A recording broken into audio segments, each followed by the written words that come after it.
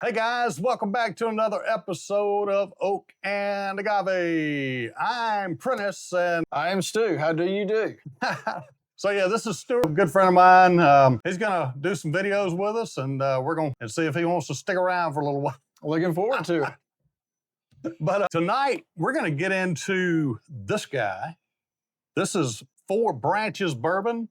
It's actually, the distillery is owned by 4 veterans from the Army, Navy, Air Force, and Marine. As you can see up here, we got a new background, and we're doing this just out of respect for those guys and for their service. And man, we appreciate it. Not everybody can do it. Not everybody is built that way. But you know, I wasn't. I went the police route out of school as soon as I could, as soon as I got old enough. And Stuart is a public servant as well. And yeah, we're going to get into this guy tonight, but we'll be right back and talk about it in just a few minutes. See ya. Hey there, friends, welcome on in. This episode is brought to you by Zbiotic. Go to zbiotic.com/Oak and Agave and get your discount on those. They really help. So Tremendously. like if you have a party that day, or if you're going to be day drinking by the pool, or what have you, whatever you're doing, you know, if you just want to have a drink one of these before or during, and it'll combat that not so good sluggish feeling the next day. Definitely makes the next day a whole lot better. Trust me. I know. Anyway, yeah, we're going to get into this guy, but I just wanted to show you this first. They sent a challenge coin. That's a very beautiful challenge coin. It says 4 branches on the front. It says serve honorably and drink honorably, meaning drink responsibly. But and then on the back it says sip to remember in memory of 250 years of service. Yeah, and sacrifice. That's cool. But yeah, we'll get into this guy. I've had it for a little while now and been looking forward to getting into it, but been on the road, man. Been in Wisconsin and California the last 2 weeks, and listen to this guy. Let's do a little pop.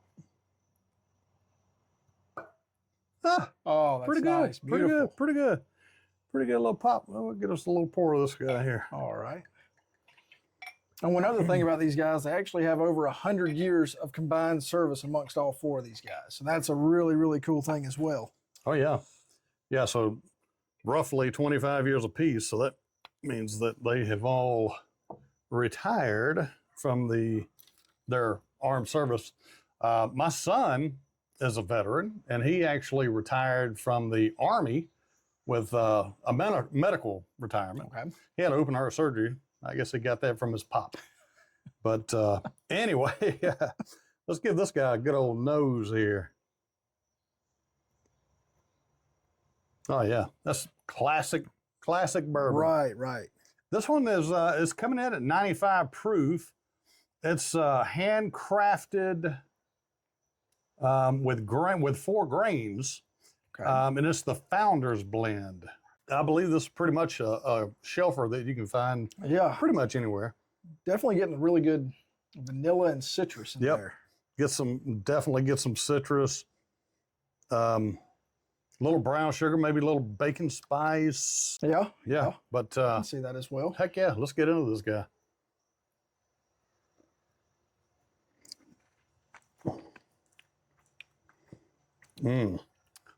That is heavy vanilla on the back. Good.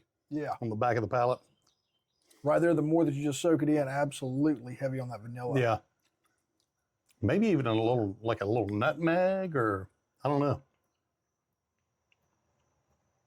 That's my favorite part about drinking bourbon is you just it's kind of like a cigar. When you smoke a cigar, you don't just smoke a cigar, right? No. You admire the shape of it, the color, that initial aroma coming off before you even light it. I mean, the texture of the cigar. Yes. Like the oiliness of the cigar leaf, and that's kind of the same way about bourbon. I like to look at the color of it. I like to smell it. Just look at the viscosity on the glass. Look at that oil. I mean, that's just a sticky booger. I do kind of pick up more of those spice notes. Yeah, on the second sip. The longer it sits there, Yep. yeah, Second absolutely. sip is, and I believe too, as the bottle, because this is a fresh crack. Right. So typically a bottle will open up more flavors will start to develop within the bottle once the air hits it too. But that's a good one. Mm. Yeah, I like that a lot. I don't typically, I typically drink mine neat, like everything. I'm about to say that right there. The more That'd that you sip on that neat, it's kind of one of those you just want to sit by a campfire, old buddies swapping war stories and all that kind of stuff. Speaking of war stories, so Stuart does Civil War reenactment. Tell us some war stories from the Civil War reenactment. Like, how did you get into it? You know, what's a typical day look like? You get up, you have breakfast over a campfire. Right. I mean, what's a typical day of Civil War reenactment? So I actually got into it because I always loved history growing up and everything. And, you know, everybody jokes about once you get to your mid-30s, it's either you're going to pick a hobby. It's either brewing beer, taking pride in your yard, smoking meat, or being a history buff. And so I kind of wanted to do all of them. So two out of three, or 2 out of 4 ain't bad for me. So what I did is I just got on the internet, started searching around, hey, where's some reenactors around near me? And so I linked up with some guys up north in Birmingham and did infantry a few times with them. But then I found some buddies here in Columbus, and we are the Columbus Historical Reenactors. So we portray the 9th Georgia, which was an actual unit. We found the archives of their registry and all that kind of stuff. And we are a artillery unit. So we have a beautiful mountain howitzer that we haul around from place to place. We do. How heavy is it? Just the gun is about 2,000 pounds. Holy smoke! How do you pull it? We've got a huge trailer. We've also got a winch, but once we get on the battlefield, it is all manpower. Well, that's what I mean. Once you get on the battlefield, is it horses or? We actually just got the last piece we need, so now we can hook up to a team of horses and pull everything across the field. That is so awesome. Yeah, I mean, I would love to come out and just check that out sometime. If we were shooting a live round, we could hit accurately at about 2 miles. Holy smokes! And then we could lob one about 3 miles. Wow! But yeah.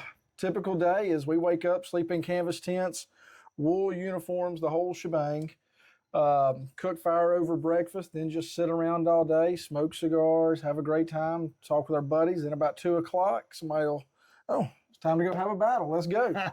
And then come back, have some supper over the fire, and do the same thing, rinse and repeat. Look, and these guys are like, yeah, that sounds like a blast. Sounds like a cakewalk. No, and it's like, it's just a hobby, and this is not a hobby. No.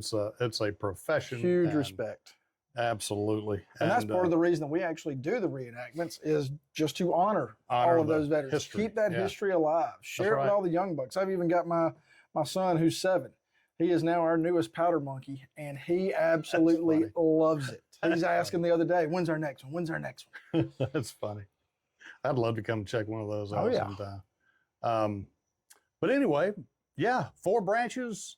They sent us a sticker too. Yeah, sent a couple of things of information and some recipes for some drinks. Right. But you know what? I was going to say this guy would actually be really good in an old fashioned too, I believe.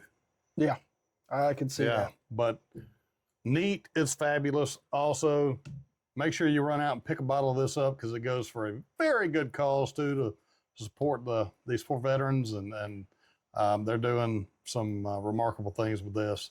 But we appreciate you guys watching, and if you watched all the way to the end, type #salute just to let us know that you watched it to the end, and we appreciate you.